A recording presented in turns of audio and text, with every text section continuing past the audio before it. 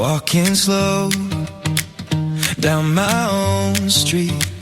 Strangers smile when our eyes meet. Doesn't matter at all. Welcome to the Kindness Matters podcast, a show that celebrates the powerful truth that kindness can change the world. Every week I aim to shine a light on people and organizations making a positive difference in their communities, proving that compassion, empathy, and connection still thrive, even in challenging times. This podcast is about more than good stories, though. It's about real impact. Through heartfelt conversations, inspiring acts, and everyday examples of humanity, the Kindness Matters podcast invites listeners to rediscover the power of kindness as a force for healing, growth, and genuine connection.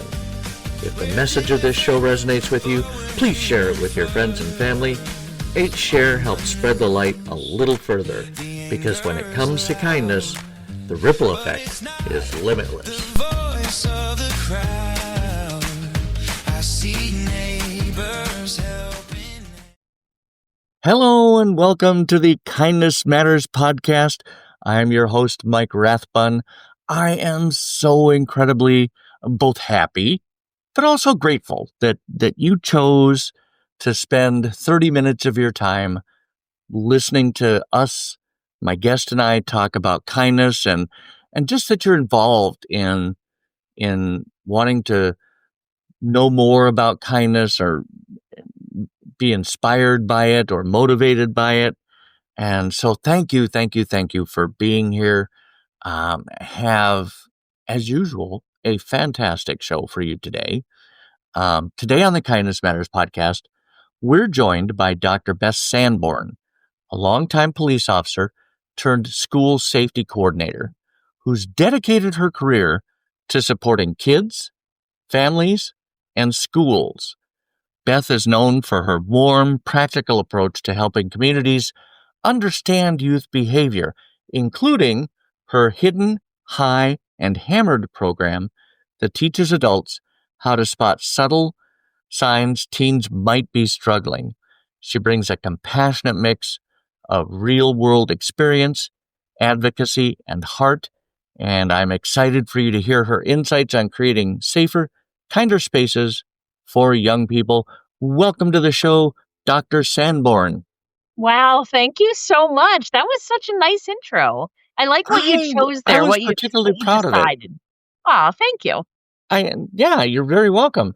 Well, and I mean, there was nothing untrue in that intro, and then no, there wasn't. And so you are currently the hang on, wait, don't tell me.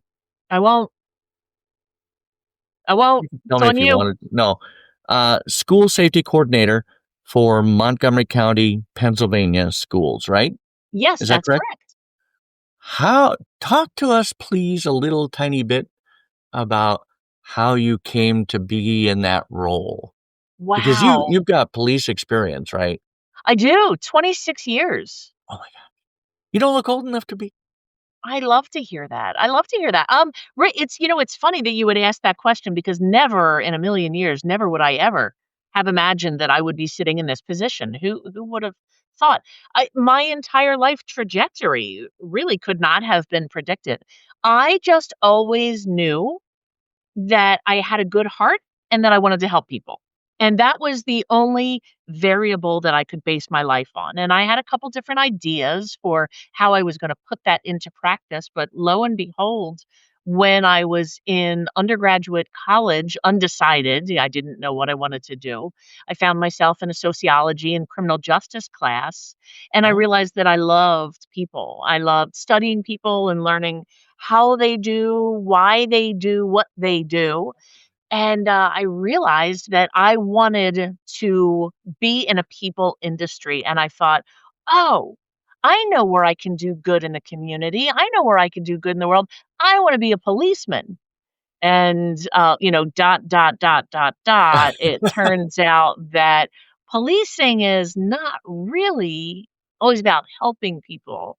It is about being there for folks when they're having the worst days and the Yeah. worst encounters You of meet their them at the lives. worst day of their on the worst day of their life. Yeah, it's, there's a lot of vicarious trauma that gets taken in, and my cup was constantly full. I was taking on other people's pain and heartache and really just not feeling like I could make it go away, and it wasn't Yeah. until the very end of 2014 when my lieutenant said to me, well, via text message, he said that they were toying with the idea of starting this school resource officer program, and he didn't really know what it would entail, but it would be a good fit for my personality and the police department and the school district, and that I would be the uniformed police officer in a school. And he asked if I was interested, and the answer was a resounding yes. And Yeah. getting the opportunity to work with kids as a police officer, that was where I was able to shine because that's where I was able to make a positive impact with every single interaction that I had with kids. And fast forward some, that's where I did the best for my community. And when it was time to retire and hang up my duty belt, assuming the role of the safe schools coordinator or school safety coordinator in my county at home was a natural transition. And I couldn't be happier to be here. Yeah. Back to when you first decided to be a police officer, my impression is that, like, 95% of the people who go into that profession have at their core reason to help other people. Would you I agree would with that? agree. I would Yeah. agree. And it's there's this perception that you get to be the hero and you get to help people when they're struggling and you just really want to right wrongs and you want to protect and you want to serve. And what it turns out is that there's so much bureaucracy and there's such a litigious nature and there's so much Yeah. paperwork that the mission sometimes falls short. Yeah. Yeah. Yeah, for sure. So you find yourself as the school safety coordinator. Now, how big a area is Montgomery County, Pennsylvania? I mean, Oh, how many that's not schools are fair. we talking about? That's not fair. You didn't prep me for that question. I don't size-wise, I'm not entirely sure, but Okay. there are 22 public school districts, 26 if you consider our career and technical schools, and I Okay. have approximately 430 some ish schools that I'm responsible for. If you're looking at private schools, religious schools, nonprofit schools, so That there's seems a a lot. lot. There are a lot. We've got a lot Holy of cow. kiddos. Yeah. Yeah. So, okay, we'll see if we can find one that I did prepare you for. No, I'm kidding. Um, can you share with me okay, wait, back up. I'm gonna do another one. Okay. I'm gonna have to do some heavy editing here. Oh, no, sorry. So you have spoken on the topic of the importance of early intervention and diversion from the juvenile justice system. How does kindness play into those strategies? That's a great question. Thanks. There is a perception, if you are unfamiliar with a school resource officer, I am. that if you put a police officer in a school, what do police officers do? They arrest people. And Right. what do kids do in schools? Well, they do silly things because kids do silly things.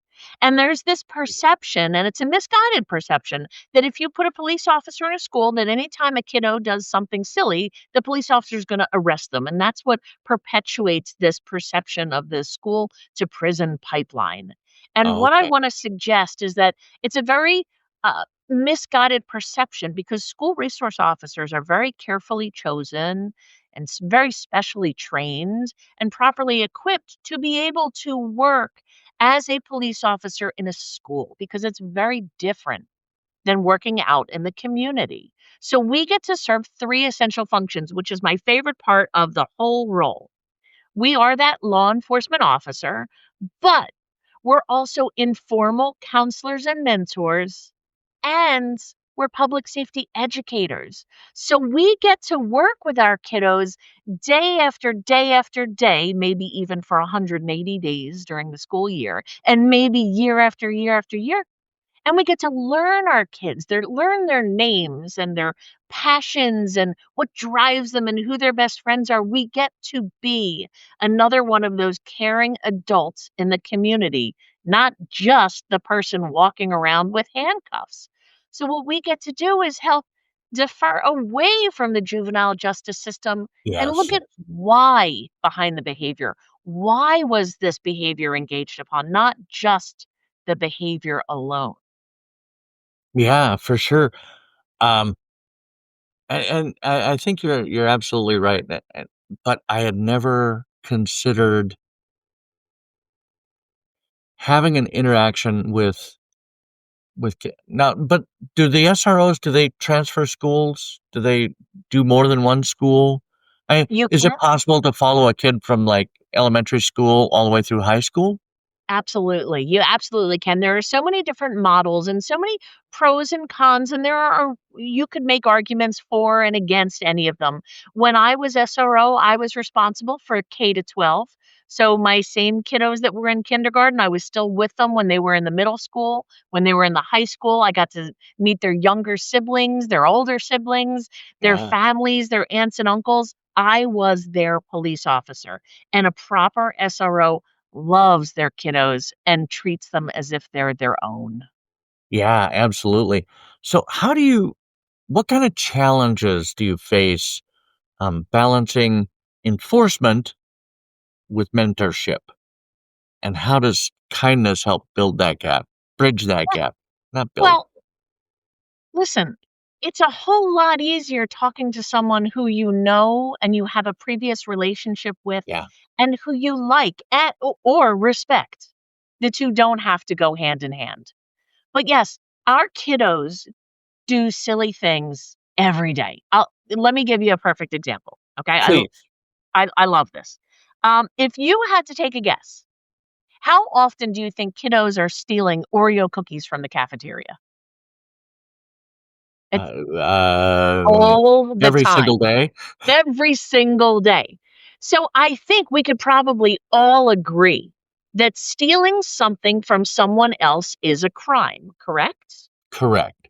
And could potentially be an arrestable offense.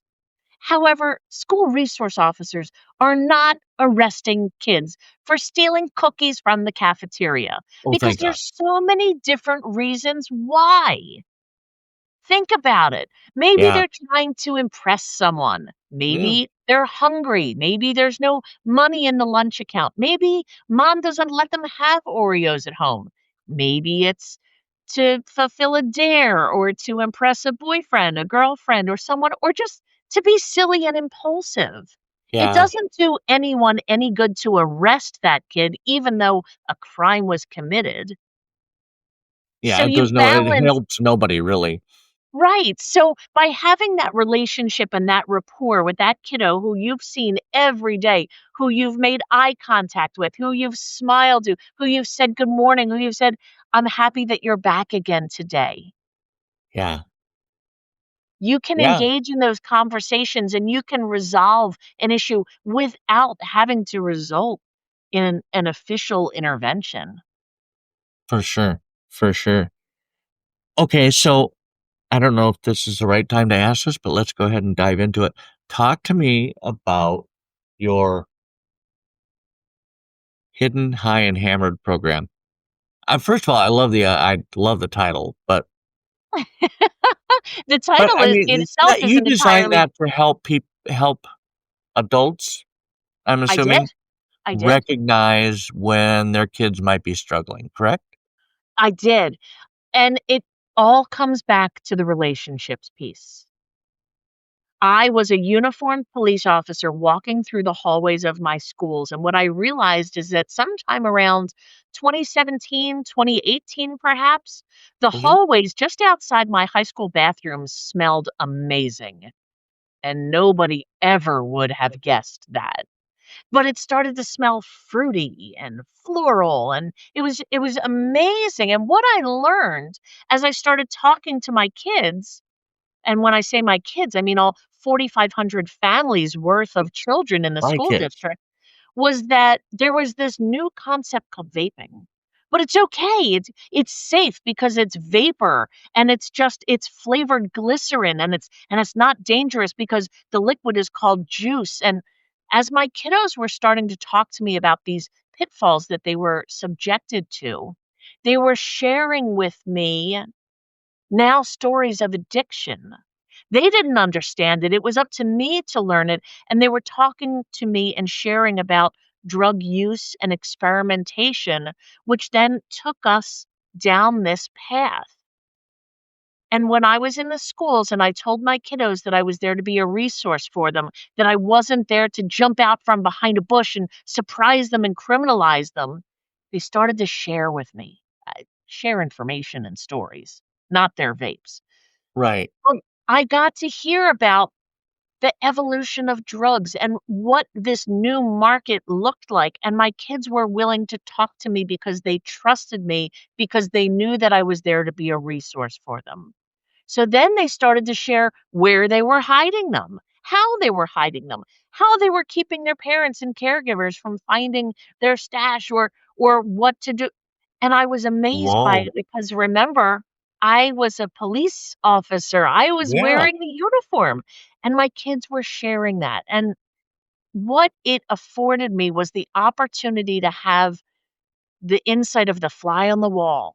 Who wouldn't wanna see how their kids truly act when you're not around? So I Yeah. saw that as my responsibility to teach educators, parents, caregivers what this looked like and what our kids were exposed to when our parents weren't around, or what was even just happening right underneath their noses. Yeah. Wow. Yeah, I've had some experience with that. I'm a parent, right? It happens. But yeah, it takes a special kind of person to build that kind of relationship because I think I've spoken to people in youth intervention programs, and it all boils down to trust and building that relationship so that the kid feels um, comfortable speaking with you. And it doesn't matter if it's a minority kid or an LGBTQ kid. If you get them to open up and they trust you enough to open up, you can help them so much better. I agree. It's putting yourself out there, and what I wasn't afraid to do with my kiddos was make myself vulnerable. Okay. I was willing to share some of the insecurities that I had and how I could relate, because when I had a kiddo come to me and talk to me about uh, whether it was something they were unhappy with, insecure about, I understood the feelings. I knew what it felt like to just not feel right in your skin in that moment, or to have Yeah. that pit in your stomach or that lump in your throat, and just to want to disappear or hide or isolate. And I was able to empathize and then truly be there for my kiddo. Boy, girl, it didn't matter who my kiddos were. It didn't matter how they identified. It didn't matter how they saw themselves or how others saw them. I could Right. sit with them in the moment, and that takes time. It does. It takes time and patience and yeah, I agree. Yeah. Okay. Here's another one. Can you share an example where a simple act of kindness by an SRO, it can be yourself if you'd like, made a significant impact on a student's sense of safety or belonging? Hmm. Wow. You must have Um, I dozens of stories about this. I know there are so many great SROs out there. Listen, here's the thing. There's nothing special about me. I'm one of 20,000 across the country who are interacting with their kids 180 school days, 5 days a week, 8 hours a day, hundreds of thousands of interactions and lives changed and connections made. Do you know how many SROs and school police officers have adopted children? Gone Shut through up. the formal What? process and procedure of bringing kids into their homes who needed them. SROs and SPOs who feed kids, who have closets of clothing and toiletries and toys and food drives, and the amount of money that we donate, the amount of supplies that we give, the shopping that we do outside of our schools. It's staggering. It is Wow. staggering. And unfortunately, what happens is that you see one negative news story about police, and it translates over into this perception that school resource officers are these big bad bullies that we have to protect our kiddos from, and that couldn't be further from the truth. Yeah. The And one then you anecdote have to try and fix that for the rest of your days, right? we do, we do. There's no scientific research behind this. This is just me being silly, but I say I have to have 100 positive interactions to offset that one negative interaction that gets told time after time at Yeah. every party, at every dinner interaction. But I'm always drawn back to this one encounter with one of my kiddos, and it was such a nothing moment. It really was nothing spectacular. We had an intersection in our high school. It was called the Knuckle, and if you're an art fan, if you know M.C. Escher paintings with the stairways that come in Love every those. different direction, that's the way I describe the Knuckle, and at class change, you've got 1,500 students that are all elbow to elbow coming and going in every different direction, and I happen to be standing there after class change. You have your stragglers and your wanderers that are going past, and one of my students who would frequently stop by my office and talk with me, he walked past, and he was a lone student in the hallway at that time, and he said, "Officer Beth," because all my kiddos called me Officer Beth. "Officer Beth, I'm really glad that you're here." And, it I smiled and I said, "Well, guess what? I'm really glad that you're here." That's it. Like, very, very simple. And I went back and I just did a little bit of digging because first of all, I wanted to make sure that I said his name right and that I was, addressing him properly. And I did a little bit of digging, and he had every reason to dislike police, to mistrust police, to Oh, have had he has had negative interactions, a lot of adverse childhood experiences, and he had every right to assume the worst out of me. But he didn't. And that shows a lot about his character. yeah. And I hope that his just saying that as an offhand comment, I hope that helped to instill him with this sense of safety and security, and that we were providing a good culture for him, and that he was really able to thrive and feel safe to speak his mind. Yeah. Yeah, just the fact that he was able to do that or willing to do that speaks volumes to how you were operating there. I'm gonna say it speaks volumes to his courage. Well, okay, both. Um, so but there are times when is conflict, Mhm. right? I mean, it happens. It's bound to happen. How can school resource officers model compassionate behavior even when they're handling discipline or conflict? Well, that's a good one. Well, first of all, I wanna make a Thanks. very important distinction, and Yes. that is that SROs are not disciplinarians. So when it comes to school violations, that's outside of our wheelhouse. However, there have been times when I had to change from Officer Beth to Detective Sanborn. And Oh, that was a distinction that I told my kids. I said, "Oh my goodness, please don't make me be Detective Sanborn. Let me just be Officer Beth. Yeah, don't make me put that other hat on." Um, and it's okay to do that with compassion, and you can treat someone well when they still have to be held accountable for their actions. Because guess what? Our kids are smart. They Yeah. know what they can do and they know what they can get away with. And sometimes they gamble. They try to do something that's either impulsive or that they know there's going to be ramifications for. But guess what? When I can look at that kiddo and call him by name, and I can look at him with that mom look, I can cross my Oh, dear. arms, I can cock my head and just shake my head and be like, now you know better. You know, but you're making me change my hat. Yep. Yep. Do you It's do the one easier. eyebrow thing? Yes, it's easier to do that when you know that kiddo and you have a prior relationship. Your Yeah. first encounter with a kiddo should not be for an arrestable offense. There Yeah. should be No, plenty of absolutely other not. Yes. interventions well before then. Yeah. Yeah. Yeah. And I think the better the relationship, the lower the odds of having that first encounter being an arrestable offense goes, right?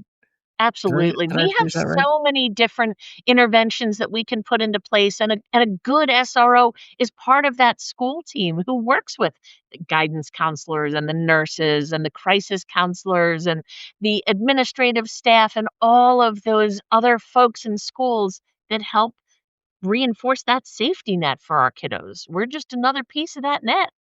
Yeah. Okay. So what practical habits or practices can schools implement to foster more positive relationships between staff? And this is not necessarily for SROs necessarily, but staff, officers, and students. Practical habits or practice. Okay. I am going to go with 2. The first one I will say is a lesson that I used with my elementary school kiddos when I would walk in and I'd walk in and I would say, "It's nice to meet you. I'm a fireman." And my kindergarten kids would scream, "No, no, you're not. You're police. You're the policeman." And we would talk all about my uniform and my tool belt and I would say, "Well, how do you know that I'm a policeman?" And then after we did that, I would ask, "What do you think is my favorite tool?" And when they shouted out rainbow and taser and or radio. Did I say rainbow? Rainbows. That's a perfectly good tool right there. I don't care who Oh, you are. okay. Well, that's not what I meant to say. But I know. radio or tool belt or keys I or didn't gun. know. Where do you keep that in your tool belt, by the way? The rainbow. Just open that Well, little flap and woo. but it gets to actually what my favorite tool is, and I would tell them it's my smile. I never go anywhere without it, and it's my favorite tool because I use it the most, and they're contagious. So one of the first things that I tell people after making eye contact is to share a smile because they're contagious. So that's my first Yeah. practical tip. My second practical tip, which also happens to be uh, my TEDx talk that I gave this year as the small habit that transforms school safety, is by addressing people by their names and letting them know that they're seen. Because if you Yes. talk to someone and you show that you know their name and that you're addressing them properly, that's a meaningful gesture for a kiddo who feels like he or she is overlooked and unseen. So my Yeah. practical tips are smile and learn people's names and address them properly. Yeah. And that goes such a long ways. When it's not even just for kids because I'll go into a grocery store, let's say, and I'll look for the person's name badge and I'll say, "Thank you, Beth, for being here today," or what have you. But if you call them by their name, it helps them be seen or feel seen, and that goes such a long ways. Absolutely. Okay, last question. Okay. I feel like we need a drum roll. No, we won't do that. How can schools ensure that students feel empowered to advocate for themselves and their boundaries without sacrificing kindness? Ooh, How can schools allow students to advocate for themselves with How can schools kindness? ensure that students feel empowered to advocate for themselves and their boundaries without sacrificing kindness? Wow, that's a fantastic question. I'm going to go with, I love the word empowerment. I use I that know. quite a bit. Do you? Um, include them. Yeah. Include them. I think oftentimes as adults, we allow our egos to come into play, and we think that we're Yes. doing the best for our kids and only we know what's best for them and we're going to tell them what they need Right. without taking into account what they, being the students, may feel as if they need or want in that moment. Yeah. We do that as adults too, don't we? I mean, as parents, not adults. Well, one would hope that you're an adult as a parent. That was one of the best parts about being an SRO in a high school, was that I was able to identify, and this is nothing that I came up with, but my students had preferences. And they had likes and dislikes, and when our kiddos were really little, they just followed everything that we did, and we just kind of dragged them Yeah. along with us, and we're like, "I like pizza, so you should like pizza." Well, guess what? At some point, your kiddos can express a preference that, they don't really like pizza all that much. And at some point, there comes a time when we accept that, but when does that time happen? So it's Yeah. great in high school when I can talk to my kiddos and really learn about what their preferences are, what they prefer, what suggestions and ideas they have. Because, by the way, if you're stuck solving a problem, why not ask a kiddo for a suggestion? They're not bound by the same constraints that we are. And you'd be amazed at some of the suggestions that our students come up with when they're not bound by finances or reality or practicality. And you know what? They may come up with some really good suggestions. Yeah. That's a great answer. I love that. That's a better answer than my question. Oh, Just saying. Um, what words of wisdom would you have for our listeners um, to make their life easier dealing with kids? That's really broad. I'm sorry. that's tough. Okay. As a mom, right now, my children are 22 and 19. Um, they still like me. They still like each other. That says Um, speaking volumes. I'm so excited that we're all getting together tonight. Very exciting. But Nice. tips that I can offer for parents. I have a golden question that I like to seed with people. Okay. Okay. And this is a question that you should ask your kiddo in an emotionally neutral time when things are good, not during a crisis, but you want to know or ask your kiddo when something awesome happens, when something great happens, when something funny happens, who's the first person you tell?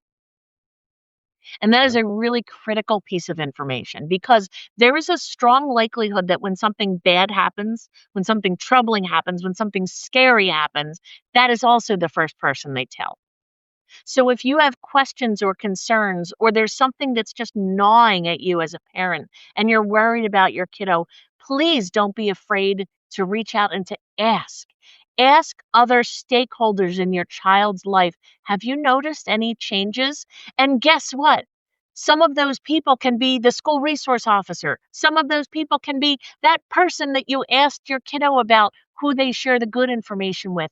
It can be folks in authority, it can be local business owners, it can be a coach, a religious figurehead, a teacher.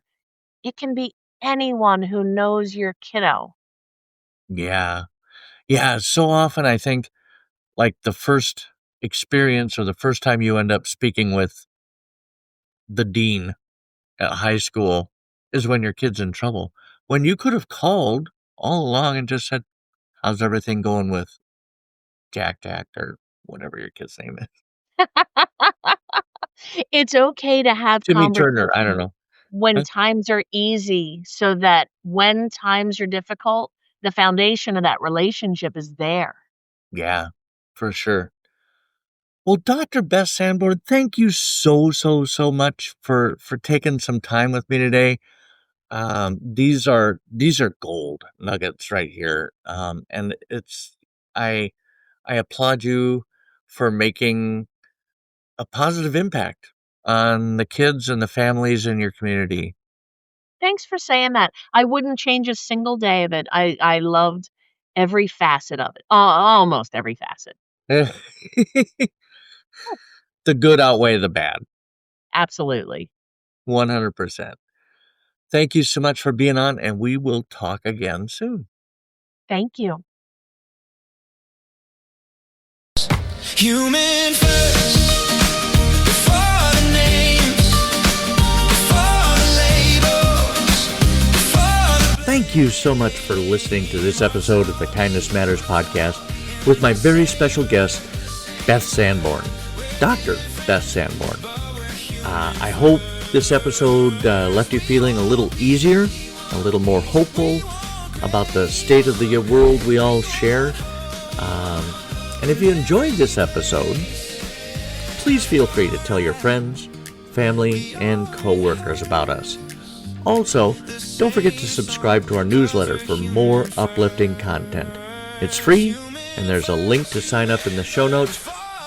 Also, feel free to connect with us on our social media pages, Facebook, Instagram, YouTube, TikTok, you name it, we're there. We look forward to seeing you all as followers. You have been listening to the Kindness Matters podcast. I'm your host, Mike Rathbun. We will be back again next week with a brand new episode, and we would be honored if you would join us again. Until then, remember, kindness matters, and so do you. love still lives in every heart. Hold on tight through the worst. Together strong, we're human first.